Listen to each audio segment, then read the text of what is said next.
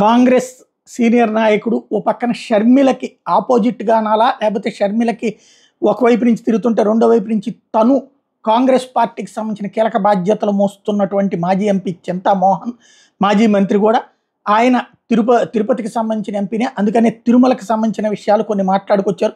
తిరుమల లడ్డూలు అందరూ అనుకుంటున్నట్టుగా గొడ్డు, పంది, చేపల మాంసం కల్తీ జరగలేదు.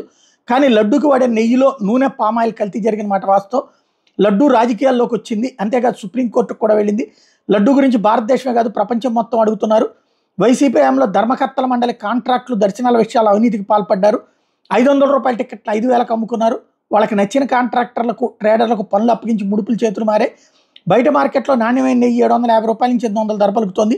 వైసీపీ ప్రభుత్వంలో టీటీడీ ధర్మకర్తల మండలి ట్రేడర్లు 320 రూపాయలకి నెయ్యి సరఫరా చేశారు. లాభాల కోసం నెయ్యిలో వంట నూనె కల్తీ చేశారు. లడ్డూను తయారు చేసేది కూడా ప్యూర్ వెజిటేరియన్లే. ఇక్కడ కుల ప్రస్తావన ఇష్టం లేదని ప్రకటించారు. టీటీడీ ఉద్యోగస్తులు చాలా మంచివాళ్ళు. గత ధర్మకర్తల మండలి అవకతవకలు జరిగినాయి. హర్యానా, మహారాష్ట్ర, జమ్మూ కాశ్మీర్ రాష్ట్రాల్లో మరోవైపున కాంగ్రెస్ పార్టీ అఖండ విజయం సాధించబోతోంది. రాబోయే రోజుల్లో ఆంధ్రప్రదేశ్లో దేశంలో 23 రాష్ట్రాలు కాంగ్రెస్ పార్టీ బలపడ్డంగా సూపర్ 6 పథకాలు 100 రోజులు అమలు చేస్తామని చంద్రబాబు మాట తప్పారు. ఉచిత బస్సు సౌకర్యం ఏ తేదీ నుంచి అమలు చేస్తారో ముఖ్యమంత్రి సమాధానం చెప్పాలని డిమాండ్ చేస్తున్నా. పింఛన్ల పంపిణీకి ముఖ్యమంత్రి, మంత్రులు పరిమితం అయ్యారు. శ్రీకాకుళం జిల్లా అభివృద్ధి గురించి, ఇక్కడ ఉన్న భారీ నిరుద్యోగం గురించి ఆలోచించడం లేదు.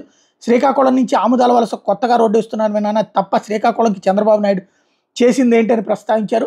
పోలవరం పొలిటికల్ లీడర్లకు, కాంట్రాక్టర్లకు వరంగా మారింది. ఆంధ్రప్రదేశ్ ప్రజలకు వరంగా మారలేదు. పోలవరం ప్రాజెక్టు పెద్ద అంతర్జాతీయ స్కామ్. ఏపీ అనగా అమరావతి, పోలవరం అంటాడు చంద్రబాబు నాయుడు. ఇప్పటివరకు 30,000 కోట్లు పోలవరం ప్రాజెక్టుపై ఎంత ఖర్చు అయింది. ఇంకా 30,000 కోట్లు అవసరం అంటున్నారు. అంత డబ్బు ఇచ్చినా అది ఎప్పట్లోకి పూర్తవుతుందో తెలియదు.